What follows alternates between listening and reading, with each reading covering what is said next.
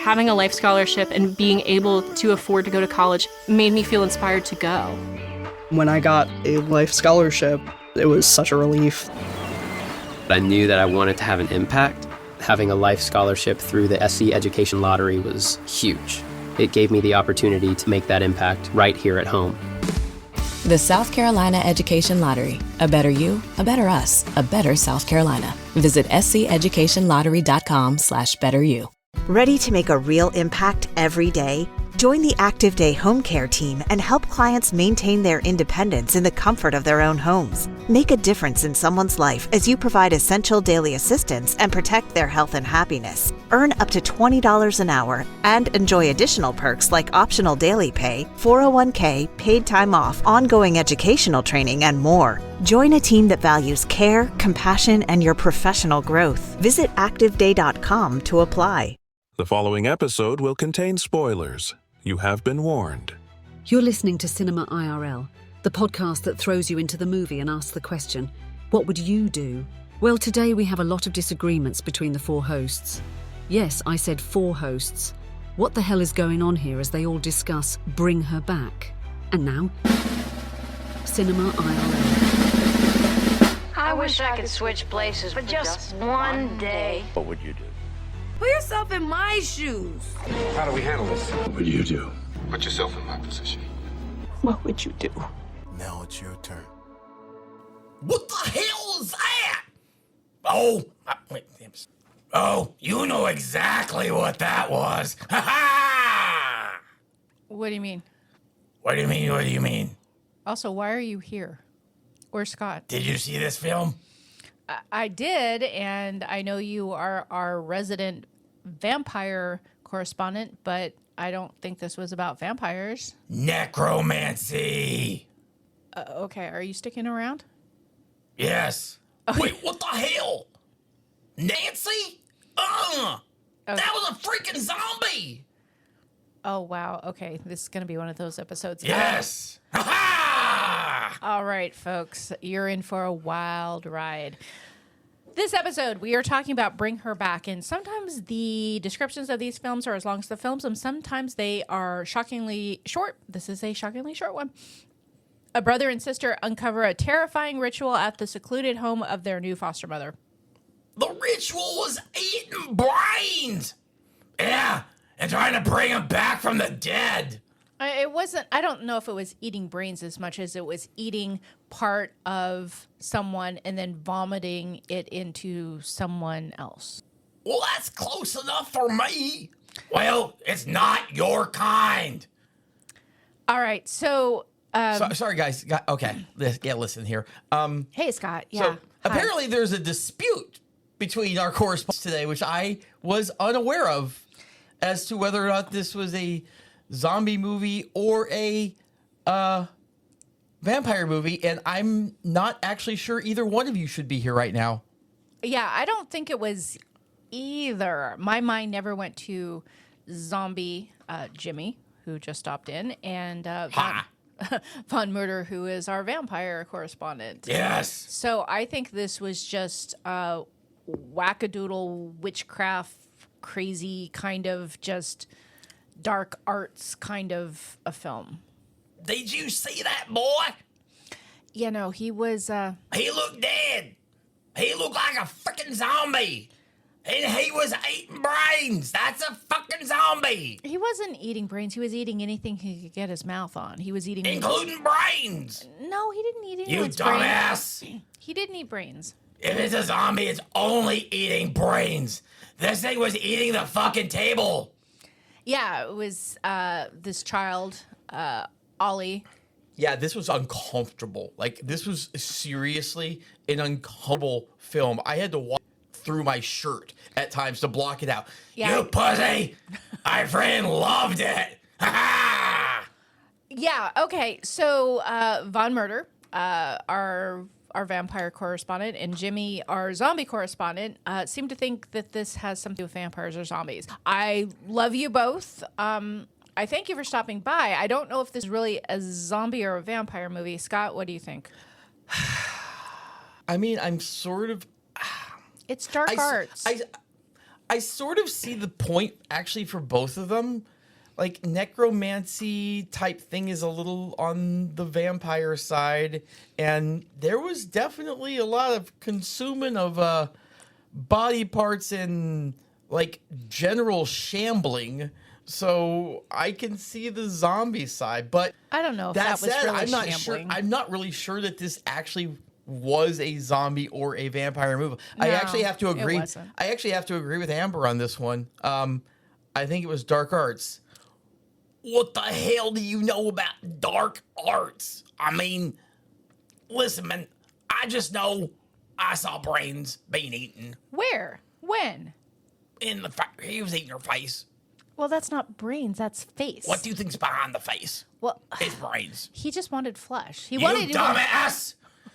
Everything's brains with you. Good Lord. It wasn't about that. It was about trying to raise the dead.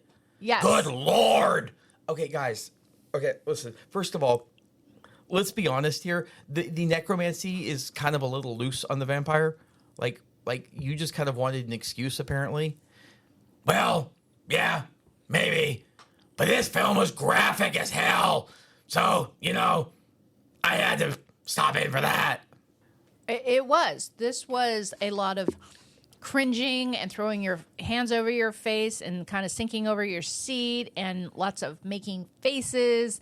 Yeah, let me be honest with you. I am a zombie, and even I was kind of disgusted at some of the stuff. Like, when that boy put that knife in his mouth and started chowing down, yeah, I'm like, listen, even I've got my limits. Yeah, that was disturbing. Oh my God. I could not look at that boy after that. I was just like, literally, like people talk about watching through their fingers. Sometimes I had to waffle my fingers. So that I was only see, I literally, if I wanted to see more than a tiny little spot, I had to move my head around. You pussy! Good Lord! It's just a little violence. It was a lot of violence, but it was funny because there actually was a plot. There were fairly well-develed characters in it. It was actually a good movie. It was. It was, yeah. But it was, the cringe level on it was turned up to freaking like 13. Yeah, there definitely was. So we've gotten a couple minutes here into the episode here, and we haven't really dove into any what would you do's here. So obviously we are a foursome today. Yeah, Are you two going to stick around? I am. I mean, I don't get much airtime. Well, he's kind of my ride back, so I guess. Okay. All right. So I think we're pretty much operating here that this is dark arts, that there isn't any brain eating Jimmy. There's just face eating. And we definitely... I still contend that the brain is behind the face, and you think he just stopped there. I think... You just plow in. I think Ollie, that little boy who was somehow possessed, taken over, somehow trapped in his body between the white circle that went around the property, was not all in there. And it appears that he was being starved, and which is why he was hungry enough to gnaw on a wood counter, and whatever body part happened to pass in front of his face that he could take a lunge and take a bite out of. Yeah. Though I'm going to go off track here for just a moment, because this is something I actually meant to do with you at the theater. Okay. And, of course, I forgot. Okay. So now we get to do it live on the show. Okay.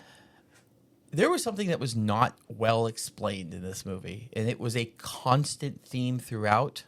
Not well explained at all, or at least I don't think it was well explained. Maybe you're about to correct me live on the show. Are you going to say what happened to the mother? No. Oh, okay. What? Grapefruit. It was not. Yeah. Grapefruit. They both would say grapefruit to each other. So now here's my question to you. The two kids. I have my thoughts on it. What was grapefruit code for? Yeah. So the brother and the sister would have these moments, and they were usually like tender moments of like I care or I love you kind of a thing, and then they'd say grapefruit. And I also expected someone like the initial placement counselor who was in the car with them or with the boy and heard him say that. I expected her to say, well, what does that mean, and him to explain, because the whole movie had passed without an explanation. So I can't tell you there. I just thought that they were talking about grapefruits, and that's a melon, and they want to eat melons, and I like to eat melons, especially when they're talking about heads and brains. Yeah. Good Lord. I don't think that's what that was. So, for me, when I saw them say grapefruit, I thought, I don't care. Shut up. Grapefruit, don't care. Okay, guys, come on. Seriously? Are we going to do this the entire episode? Yes. Fuck. Okay. I read it as I need you, or I need you now. If I thought about all the times, like, that it was said, if you put the phrase, I need you or I need you now, it seemed to make sense. Like, I think one of the first times was actually at the funeral, right? And, like, I need you to be clear. Because I saw it more as a kind of like, I love you, I'm here, I got you kind of a thing. But it wasn't I got you. Usually the person saying grapefruit was in the more vulnerable position. So I felt like this was they needed and relied on each other for things, and that was just their little way of telling the other one, hey, listen, like, I need your... It probably started with... I mean, if I think about this, it probably started with her at some point because she didn't like carrying a cane. She didn't like other people to know that she was having issues, but when you're blind, especially if you're not carrying a cane, you're occasionally going to have an issue. So you use a code word like grapefruit, which no one's going to know what that frickin' means except the person who knows it, and it means, hey, I need your help. Okay, well, regardless, Piper, the young girl, she was blind, and her older brother, Andy, was always there for her, taking care of her. Their father passed away, and really it was Andy's father, and it appears that Andy married Piper's mom. And that's what I was saying was never explained, is whatever happened to Piper's mom. She probably died. Also, I think this was probably some bad editing. They probably had the grapefruit thing in the original film, and someone hit the cutting room floor and said, we're going to cut things out, and they just didn't. Okay. Everyone knew what it meant, but they forgot that there's an audience, and we didn't know shit. Okay, so we're halfway through the episode, and we've talked about brains and grapefruit. Yes! Are the rest of you guys ready to actually talk about some what would you do's here? We have a lot of good characters. We have Andy, who's caring for Piper, who is basically his adopted sister. They don't. I don't know if they share the dad or not. I'm not sure if Piper came along with the mom when they got married, or if she's a birth child of their shared dad. But we have them, and then we have wackadoodle Laura, who No. They made it pretty clear. This was like a mild. A mini Brady Bunch situation. The guy and his son and the woman and her daughter coming together. Okay. And by the way, you two, listen, thank you for everything you've done. But right now, for the what would you do part of this, I'm going to handle it because this was human. This was maybe had some vampire aspects, some zombie aspects, but they were aspects. They were not vampires. They were not zombies. Let the human do his thing, okay? Fine. Okay, I guess. Yeah, no, this was really like the film Talk to Me, when we talk about kind of a possessed hand, and we're talking about dark arts. Yes, exactly, dark arts. So we have our foster mom, Laura, who steps in, who is initially only interested in getting a hold of the blind girl and doesn't want the boy. And she had no desire. Yeah, so after some convincing, they finally get her to take Andy, the brother, as well, and basically say, you better behave and not cause any problems. So they go there, and we quickly learn that Laura had a blind daughter around Piper's age who drowned in a pool. And so we're like, okay, well, this feels like she's replacing her daughter. And then later, as the film progresses, we found out, she wants to basically sacrifice and drown Piper like her daughter did to finish this ritual that she has with this boy, 10-year-old boy that she abducted and is using as some sort of possessed demon kind of thing that will eat parts of bodies and then vomit it into Piper, so then she becomes Laura's dead daughter, Kathy. It felt to me sometimes like it was dark arts via YouTube. Like, because the whole time she's like watching the video, seeing what are they doing? What are they doing? Yeah, no, what do I need to do now? They're eating someone's face there. They're eating their arm. They're vomiting into their mouth. Yeah, I was just getting the tutorial the whole time. It's a whole ritual to basically bring her daughter back via this young boy she's adopted, who is serving as a mechanism to transfer Kathy's dead body into Piper's body by recreating a drowning. But why does that mechanism make you act the way he did? Because he was crazy. And there were other things which they did not explain as well. The circle? Yeah, I mean, that's not uncommon in arts, dark arts, to have some sort of container that, I mean, circles are about as basic as you get, to go back to witchcraft. But yeah, like that. I mean, it seemed like when he stepped over the circle, he basically, like, the spell the trance was essentially broken. Yeah. And that's why he hurt so freaking much once he went across there after he stabbed himself in the mouth. Like, he was kind of okay until then. And he's like, oh shit, I'm a real person now. Ow. Yeah. At least that's what I could yell watching between my fingers. Yeah. Okay. So now, for the millionth time, back to some what would you do's. Kathy is the dead daughter of Laura, and Laura is the wackadoodle foster mom. And she seems fine on the outside. She was a counselor, therapist for 20 years in the placement office, and that basically places kids. And by all rights, she seems... Hello, it is Ryan, and we could all use an extra bright spot in our day, couldn't we? Just to make up for things like sitting in traffic, doing the dishes, counting your steps, you know, all the mundane stuff. That is why I'm such a big fan of Chumba Casino. Chumba Casino has all your favorite social casino-style games that you can play for free anytime, anywhere with daily bonuses. So sign up now at ChumbaCasino.com. That's ChumbaCasino.com. No purchase necessary. VGW Group. Void where prohibited by law. 21 plus. Terms and conditions apply. Normal and respectable, but she will do anything to get her drowned daughter back, and that's why she's dove into all of this crazy ritualistic stuff. And I have to say, what would you do? Okay, grief is the worst, and Scott and I were talking about this recently. It's just the challenges of grief, and grief is no small thing. Like, it actually can change the chemical makeup in your brain, sometimes temporarily, sometimes permanently, or sometimes it's residual type effects, and it can really, really mess with you. So here's the what would you do? It really messed with her. Yeah. Would you sacrifice another life to get your loved one back? Because that's essentially what Laura was trying to do. So if you had a way to bring back your loved one, but it involved you killing someone and then basically I don't even know the right word, making another innocent into this trancy monster, is that a reasonable price to pay to bring back your loved one? What would you do?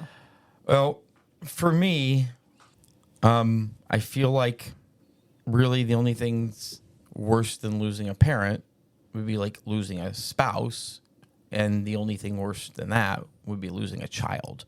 So, and I'm sure there's many mothers who would put a child at the top of that list. Oh yeah, I would. And in fairness, I don't know any of those yet, and hopefully, God willing, I won't for a while. But I know from people who have lost children, it is such an insanely traumatic experience. It can literally make you go crazy. With a lot of the why, especially like she probably had some thinking that this was her fault. Something happened. I wasn't watching. And so she probably was riddled with grief and riddled with guilt. Yeah, we don't know how her daughter Kathy died. We just know that she was in a pool and there was some blood involved. So beyond that, we're not exactly sure. Yeah. So if you saw that there was a way to dabble in some ritualistic craziness to get your loved one back, would you do that? I don't have any children, obviously, as you know. So the next one up on that list is you. And you're thinking, okay, if something happened to you, something tragic, and I could bring you back by offering someone else, I'd think about it, because it's a net. If you look at it from a lives perspective, it's net zero. Like you're one out, one in. So yeah, I don't know if that kind of data applies here. I mean, it just depends a little bit. Like, if I'm able to bring you back, am I bringing you back like 100% the way you are now? Or am I just bringing back like your shell and you're basically going to be like dead inside? Based on what we saw in the videos, it looked like, and Laura was watching videos of these transfers, these body transfers and people coming back to life on several videos. She looked up how to resurrect the dead on YouTube. Well, she didn't really, but the people who came back did appear to be in there. They didn't seem to be in any sort of vegetative state, that they were hugging their loved ones and whatnot. I'm going to be honest, I had a really hard time following a lot of those VHS video things. Like I saw some of the stuff, but I couldn't tell who had been resurrected and who hadn't, and I could tell that's what they were trying to do. But yeah, they were instructional videos, and they were walking through the process of the fact that you have to recreate the event that it took, where someone's life was taken, and then the process of using this vessel as a way to. But how do you get the vessel? Well, I mean, she did some sort of whack stuff on poor Oliver to turn him into that mute,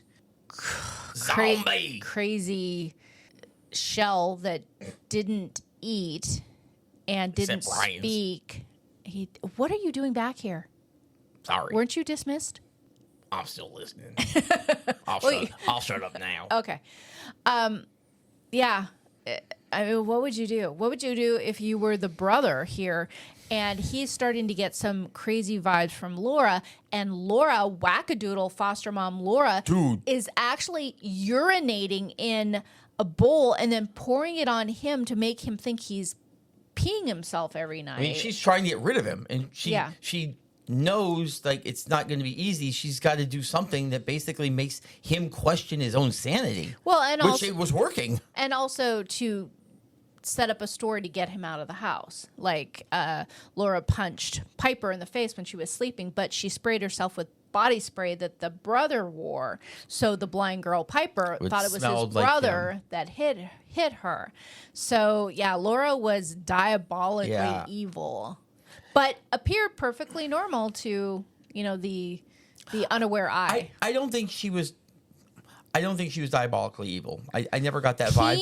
Peeing on someone and then repeatedly pouring your pee on the crotch of your foster son? She was desperate. She was madly desperate. And I'll buy that. There's a difference. And that difference, a lot of that difference has to do with sanity. Like, this was driving her insane. You could tell. Like, she couldn't be a full sane person, she felt like, without her daughter. Well, and at the end, everything goes sideways, and she winds up, spoiler, not killing Piper. Piper gets away, and Oliver, the possessed vessel, manages to get on the other side of the circle and rescued, and we see the end of the movie with Laura clutching her dead daughter Kathy, who has been in a freezer for God knows how long, and just holding her and cradling her. And that's the part that really struck me about grief, is she just wanted to hold her daughter again. She wanted to be with her daughter again. Yeah, and that's why I can't put her on evil at all. Like, yeah, no, I agree. Desperate, I think, is an appropriate word. I'll buy that. But yeah, it really does. I mean, what lengths would you go to? And it is clear that she was willing to go to any length. Yeah. And I mean, again, and I bet a lot of moms would. I mean, as messed up as this movie was, and boy, was it messed up. Oh, God. I can see a lot of people doing whatever it took if they thought that they could get a loved one back. Yeah. Especially if it was, a young daughter. I can't fault anyone for having the thoughts, for sure. Like, if you're like, there's a chance, I'm going to research it. Now, again, when you have to start impacting the lives of innocents by turning them into crazy wackadoodle vessels and killing other ones to serve as the vessel for your resurrected loved one, then that's where we have to being like, okay, if you're doing your witchcraft and rituals and it's only affecting you, that's one thing. But to take innocent lives and impact innocence in this situation is much different, and that's definitely a no-go. I mean, if it were just a pure one-for-one, I could actually a little more justify in a way. But it wasn't a pure one-for-one. Because you had Piper, but you also had the brother who was his sanity was being screwed with, and Connor, whose entire life got obviously beyond wrecked from this. So it wasn't. It was more like a 3-for-1. And 4 if you count the social worker who got run fucking down. Yeah, Connor was the young boy who was abducted that she started calling Oliver, so nobody would realize he was actually a missing. But the brother Andy put it together and tried to save the day, and unfortunately ended up getting hit by a car and then having his face shoved in muddy water, so he died. Yeah, it was.